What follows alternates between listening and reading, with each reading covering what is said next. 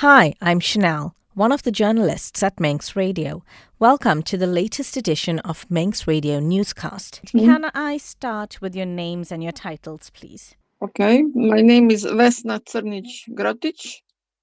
I'm a professor at the University of Rijeka, professor of law at the University of Rijeka, and a member of the comics.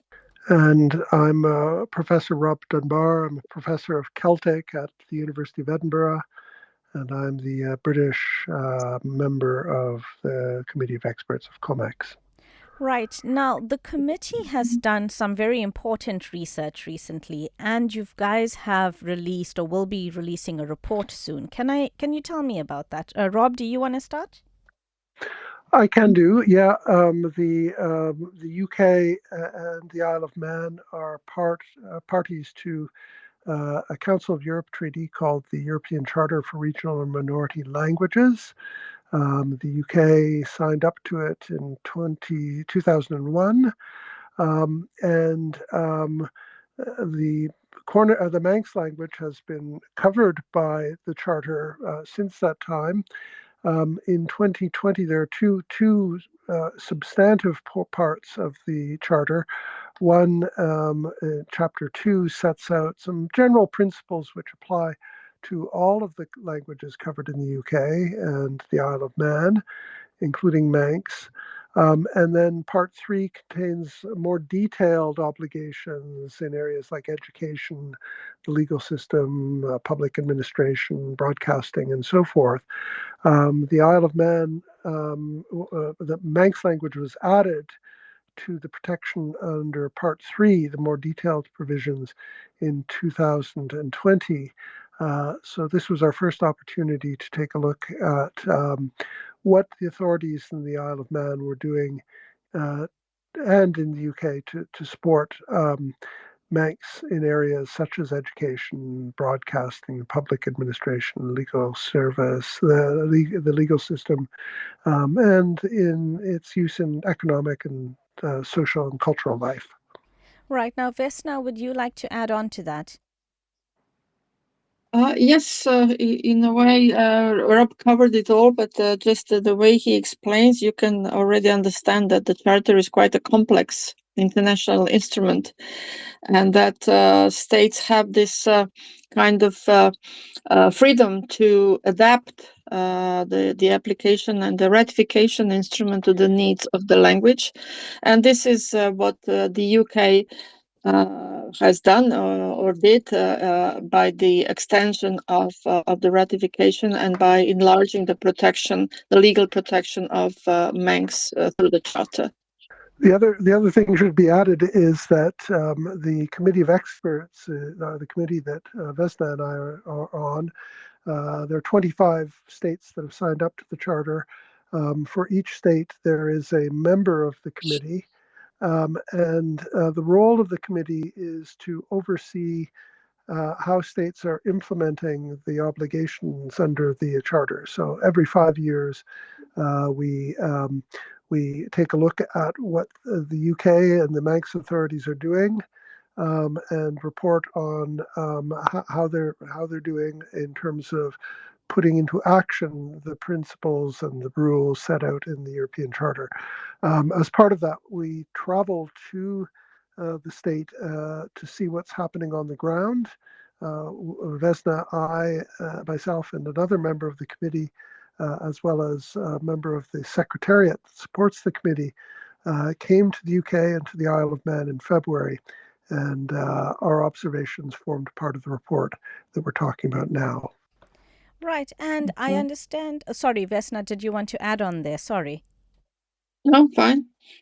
Okay. I know from those findings, you guys have also made recommendations.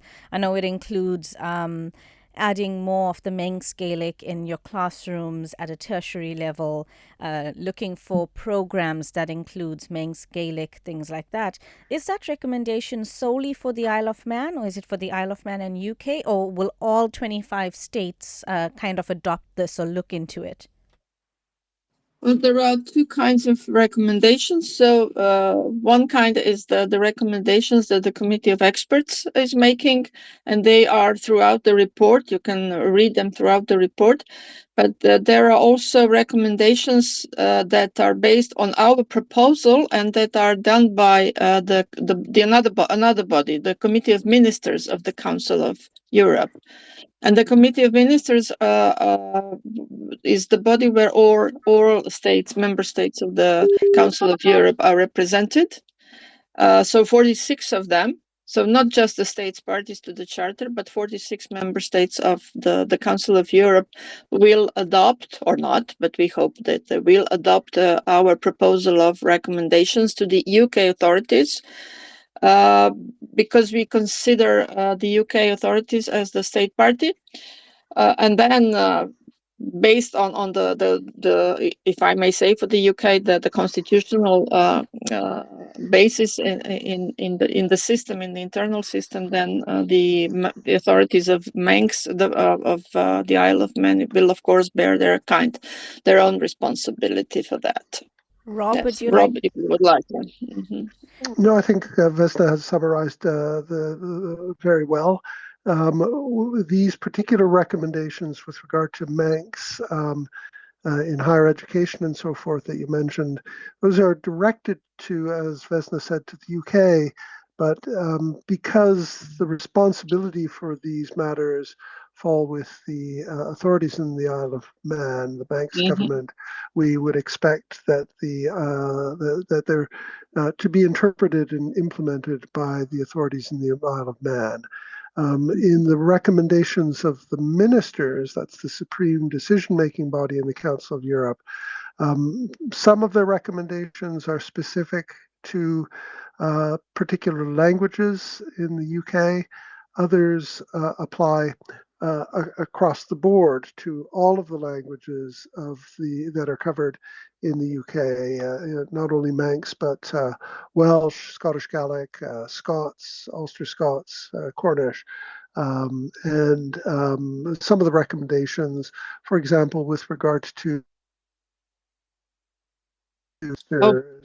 has made a recommendation that would really apply to all of the minority languages to take measures to strengthen the teaching and the long-term recruitment of teachers for all the regional or minority languages. So you have both types of recommendations.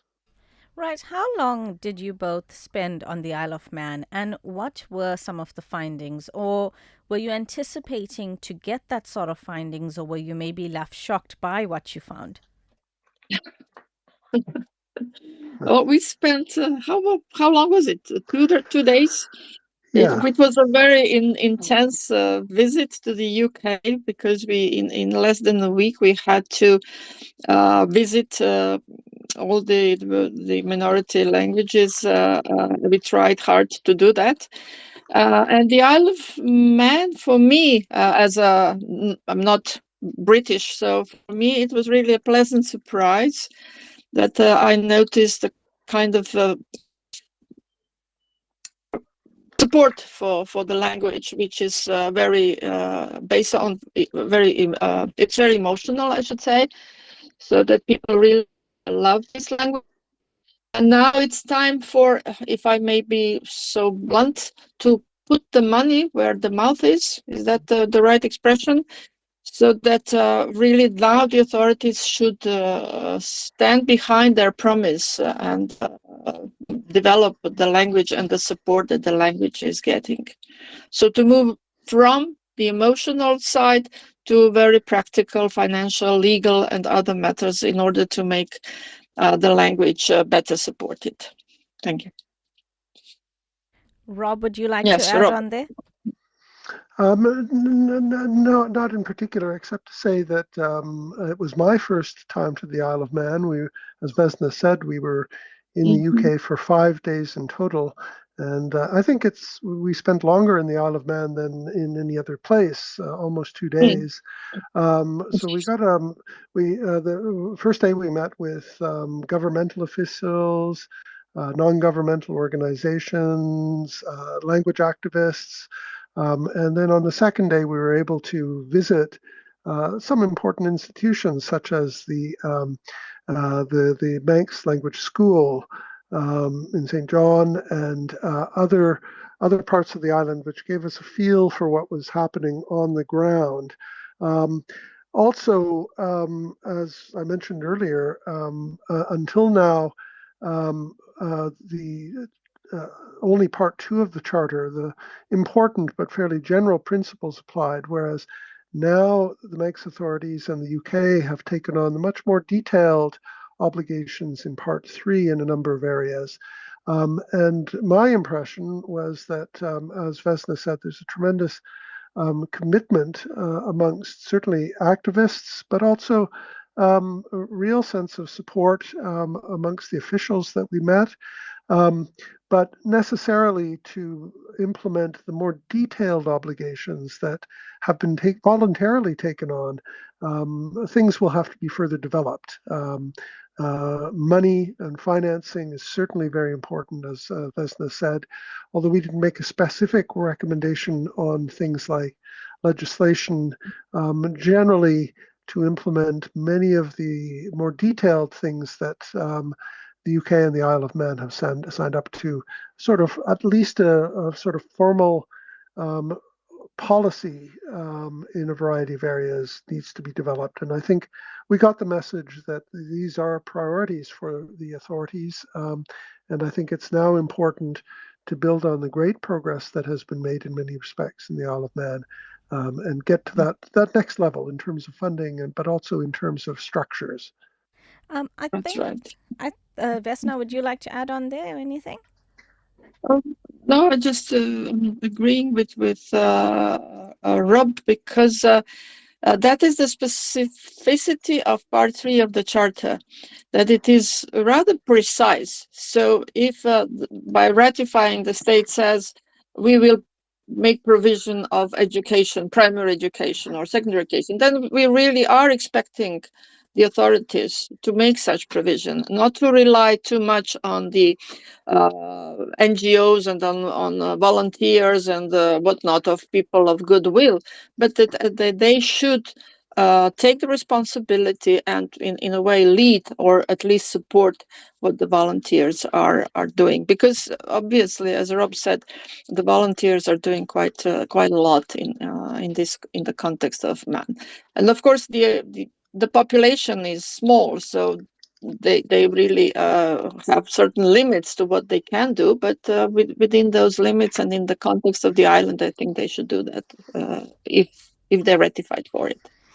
Right. I think my last question would be, how important is it to follow the guidelines, for the island to follow the guidelines, to keep the Manx language alive? As you mentioned, early 2020, the language was considered a protected language. So, how important is it to keep it so that that your future generations, they still have it?